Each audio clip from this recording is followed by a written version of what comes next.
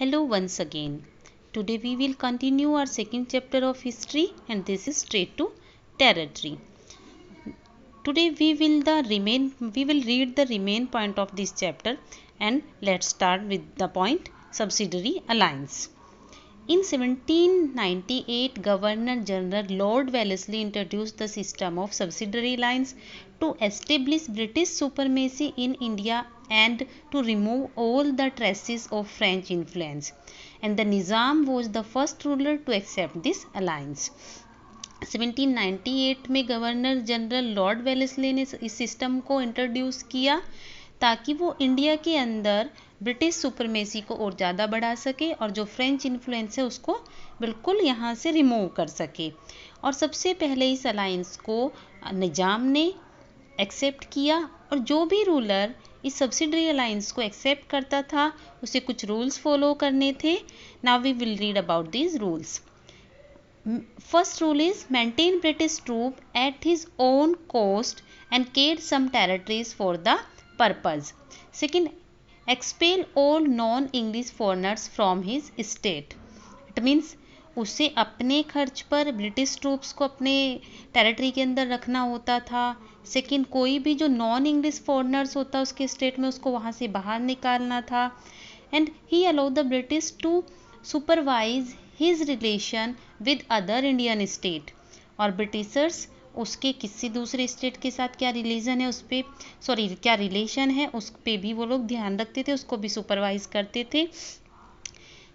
And accept a British resident in his state in his court resident constantly try to interfere in the rulers autonomy and internal administrative promote the company's interest. It means company के कामों को बढ़ावा देने के लिए जो resident किसी भी किंग के कोर्ट में होता था वो लगातार उसके एडमिनिस्ट्रेटिव जो वर्क होते थे उनमें इंटरफेयर भी करते थे वो लोग। The British promised to give protection from invention to a ruler who accepted the subsidiary alliance but they also reserve the right to depose the rulers in case of any lapse. The British exercises this right in deposing the rulers of Tanjore, Surat and Carnatic.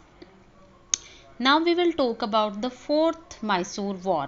Tipu Sultan जो हैदर अली के बेटे थे उन्होंने अंग्रेज़ों के साथ फ्रेंचेस की मदद से फ्रेंच पर्सन की हेल्प से एक आर्मी बहुत ही पावरफुल आर्मी को ट्रेन करके बनाया था। बट वो अपनी आर्मी के साथ जो भी वॉर्स हुई इनमें डिफीट हो गए। बट उन्होंने इंग्लिश ईस्ट इंडिया कंपनी के जो रूल था उसको नहीं माना और वो हमेशा कंटिन्यूस इनके साथ स्ट्रगल करते रहे।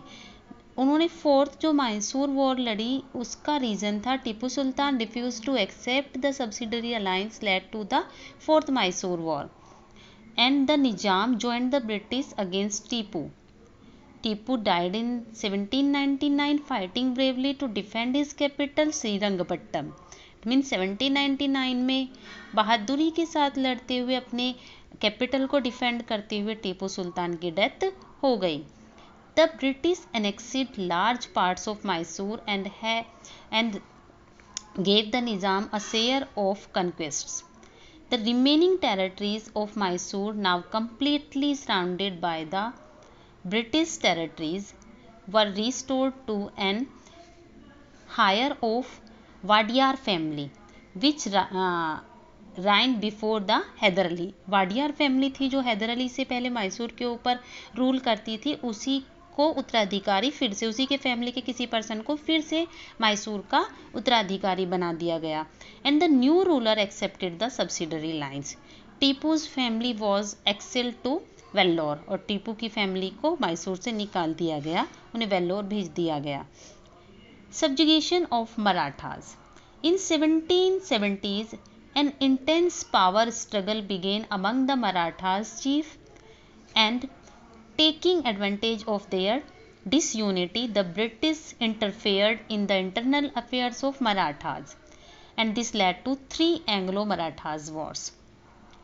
जो डिसयूनिटी चल रही थी मराठास चीफ्स में, जो उनके बीच में जो एकता ख़त्म हो गई थी, उस डिसयूनिटी का फ़ायदा उठा के ब्रिटिशर्स ने इनके इंटरनल अफेयर्स में, मराठास के इंटरनल अफेयर्स में इंटरफेयर करना स्टार्ट कर दिया, और इसी की वजह से थर्ड एंग्लो मराठा वॉर हुई। इससे पहले भी 2 टाइम्स एंग्लो मराठास वॉर हुई, और उसका भी रीज़न था, उन दोनों ही वॉर में British failed to make any substantial gain in the first Maratha war, जो 1775 से 1782 के बीच हुई थी। But in the second Maratha war, जो 1803 से लेके 1806 के बीच में हुई थी, दे succeed in wakening and isolating the Marathas chief. वो शांत करने में मराठास चीफ को सफल हो गए थे सेकेंड एंग्लो मराठा वॉर में।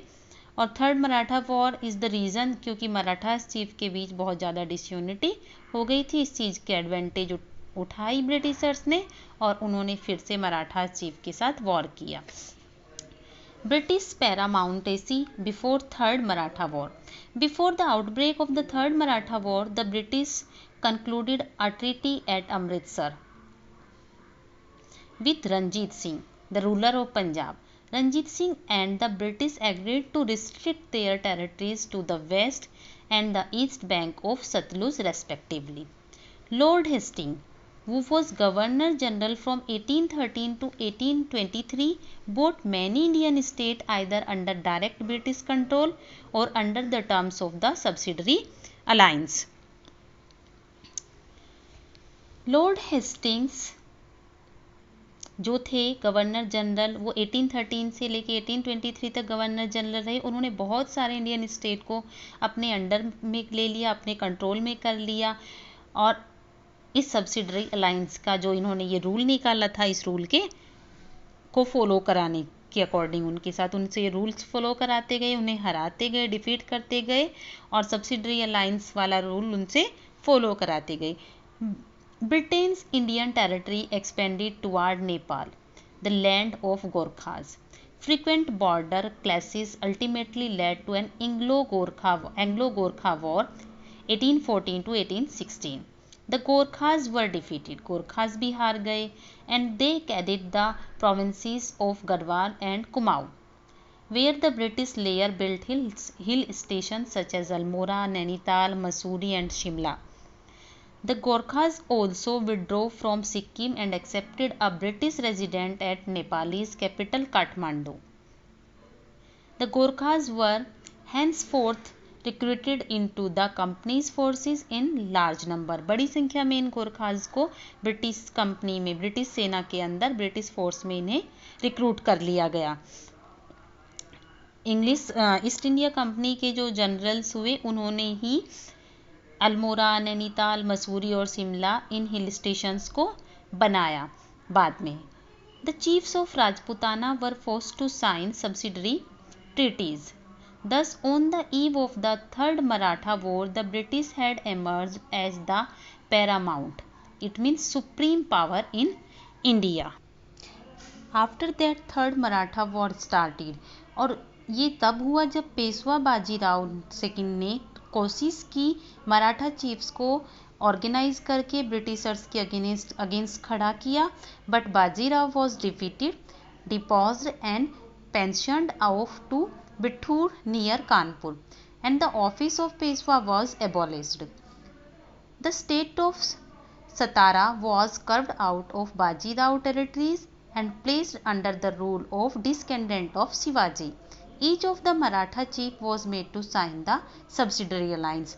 इस युद्ध के बाद क्या हुआ कि जो पेशवा थे वो हार गए, और उन्हें बिठूर में, कानपुर के पास एक जगह है बिठूर, वहाँ पर पेंशन दे के भेज दिया गया। उन्हें एनुअली पेंशन, मंथली पेंशन उनकी फिक्स कर दी गई। और जो स्टेट था सतारा, वो भी बाजीराव की एक टेरिटरी का हिस्सा था, वो भी उससे छीन लिया गया। और बाद में जो शिवाजी के डिस्केंडेंट थे, वो उनके अंडर में ये पैलेस चला गया सतारा का। और जो मराठा चीफ्स थे, उन सबको भी अपने अपने जो उनके छोटे छोटे किंगडम थे, वहाँ पर सब्सिडरी अलायंस को फॉलो करना पड़ा।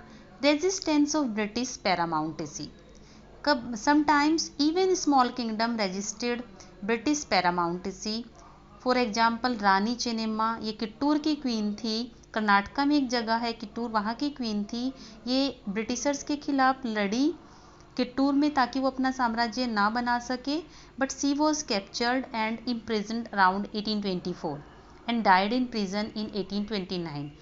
जेल में रहते हुए ही 1829 में उनकी डेथ हो गई।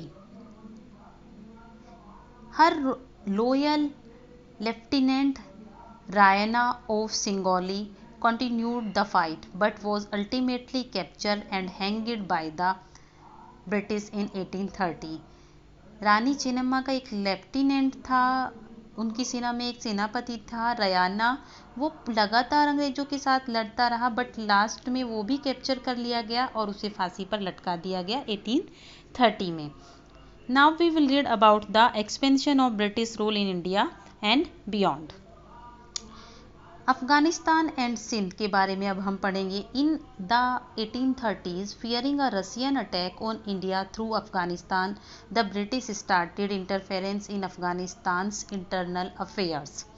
क्योंकि 1830 में रशियन अटैक हुआ था अफगानिस्तान के थ्रू, अफगानिस्तान से ब्रिटिशर्स के ऊपर, तो ब्रिटिशर्स ने अफगानिस्तान के इंटरनल अफेयर्स में भी इंटरफेयर करना स्टार्ट कर दिया और इसका रिजल्ट ये निकला कि जो एंग्लो अफगान वॉर था वो स्टार्ट हो गया 1838 और 1842 में ये वॉर हुई। The Afghans put up a very strong resistance and the British fail to establish direct control over Afghanistan. Afghanistan के ऊपर डायरेक्ट कंट्रोल करने में ब्रिटिशर्स फेल हो गए। Having failed to take Afghanistan, the British annexed Sindh in 1843 and they also targeted Punjab। वहाँ fail होने के बाद, अफगानिस्तान में फेल होने के बाद इन्होंने अपने कदम बढ़ाए सिंध की तरफ और इसके बाद इन्होंने पंजाब को अपना टारगेट बनाया। After Ranjit Singh death in 1839, it means Punjab जो इंडिया के अंदर पंजाब नहीं है, we are talking about the Punjab which is in Pakistan. Pakistan के अंदर भी पंजाब नाम का एक स्टेट है, अभी भी हम उसके बारे में बात करें। इट मीन्स वहाँ के जो राजा थे, राजा रंजीत सिंह, 1839 में उनकी डेथ के बाद ब्रिटिश ने वहाँ के जो पंजाब के जो अफेयर्स थे उनमें इंटरफेयर करना स्टार्ट कर दिया and this led to two Anglo Sikh war 1845 से लेके 1849 तक, and the Sikhs were defeated and the British under lord Dalhousie governor general from 1848 to 1856। Sikh हार गए इन युद्ध में और ब्रिटिश के अंडर चला गया सारा पंजाब 1849 में, क्योंकि उस टाइम पे गवर्नर जनरल थे लॉर्ड डलहौजी, जिनकी जो पॉलिसीज़ थी उनके बारे में हम आगे पढ़ेंगे। Lower Burma, the annexation of lower Burma, it means coastal Myanmar. Burma को आज के टाइम में हम म्यांमार के नाम से जानते हैं। 1852 यहाँ पर भी ब्रिटिश कंट्रोल एस्टेब्लिश हो गया। बे ऑफ बंगाल में ईस्टर्न कोस्ट तक अंग्रेजों ने अपना साम्राज्य फैला लिया। डलहौजीज एक्सपेंशनिस्ट पॉलिसीज़, अब हम डलहौजी की पॉलिसीज़ के बारे में पढ़ेंगे। The quick expansion of British territories in India around the mid 19th century was mainly due to Lord Dalhousie's policies. 19th century के मिड तक जो इंडिया के अंदर ब्रिटिश टेरिटरीज बनी, उनका जो एक्सपेंशन हुआ, उसकी मेन वजह थी लॉर्ड डलहौजी की जो पॉलिसीज़ थी। इनकी पॉलिसी थी doctrine of lapse. Dalhousie freely appealed the doctrine of lapse, according to which a dependent state would pass into British hand in the ruler died without a natural heir। It means अगर किसी राजा की संतान नहीं होगी, कोई उत्तराधिकारी नहीं होगा, तो ऑटोमेटिकली उसका जो किंगडम होगा वो ब्रिटिशर्स के अंडर चला जाएगा। ये पॉलिसी थी लॉर्ड डलहौजी की, जिसे इन्होंने नाम दिया doctrine of lapse. Contrary to age-old Hindu and Islamic tradition, it denied adopted children the right to inherit the throne। Satara, Sambalpur, Udaipur, Nagpur and Jhansi, ये सब इसी पॉलिसी के अकॉर्डिंग, इसी पॉलिसी के थ्रू इन सब पर ब्रिटिशर्स ने अपना कब्जा किया। अपनी रानी झांसी की लक्ष्मीबाई के बारे में भी पढ़ा होगा, जो झांसी की रानी थी वो भी ब्रिटिशर्स के खिलाफ खड़ी हुई, बिकॉज उनके भी कोई हायर नहीं था, कोई उत्तराधिकारी नहीं था, उनके हस्बैंड की डेथ हो गई थी। इस वजह से झांसी को भी इस पॉलिसी के तहत, डॉक्ट्राइन ऑफ लैप्स के तहत, लॉर्ड डलहौजी ने अपने किंगडम में, अपने अंडर में कर लिया। Abolition of pensions and titles. Dalhousie abolished the titles and pensions of the heirs of childish Indian rulers and annexed their territories. It means dalhousie ने मना कर दिया, टाइटल्स ले लिए और जो पेंशन्स मिल रही थी, जो चाइल्डलेस थे, जिन इंडियन रूलर्स के कोई बच्चे नहीं थे, उन्हें जो पेंशन्स मिल रही थी उन पेंशन्स को भी बंद कर दिया. Tanjore and the Carnatic were annexed in this manner. और इसी तरह से तंजौर और जो दक्षिण भारत के राज्य थे उन पर अपना कब्जा कर लिया ब्रिटिशर्स ने. When Peshwa Bajirao second died and pension was denied to his adopted son Nana Saheb. जब पेशवा बाजीराव की डेथ हो गई और उन्हें जो पेंशन मिलती थी, वो उनके जो गोद लिया हुआ बेटा था नाना साहेब, उनके बाद उन्हें मिलती थी, उसके लिए भी मना कर दिया गया. The British intended the abolish the title of the Mughal emperor after Bahadur Shah second. जो लास्ट मुगल एम्परर थे बहादुर शाह सेकंड, उन्हें भी जो एम्परर होने का जो टाइटल मिला था वो भी उनसे ले लिया.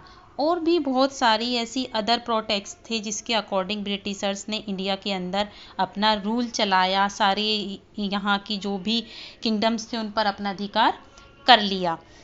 So this is the chapter about all this, जो मैंने आप सबको इन वीडियो में समझाया है. ये सारा चैप्टर इसी के बारे में है कि ब्रिटिशर्स ने कैसे इंडिया में ट्रेड पर्पज से आए, कैसे यहाँ अपनी बहुत सारी पॉलिसीज़ चलाई, कैसे अपनी टेरिटरीज बनाई और इंडिया को कॉलोनाइज कर लिया. तो this chapter is related that how Britishers make India a territory, how become India a colony. So your second chapter is complete here.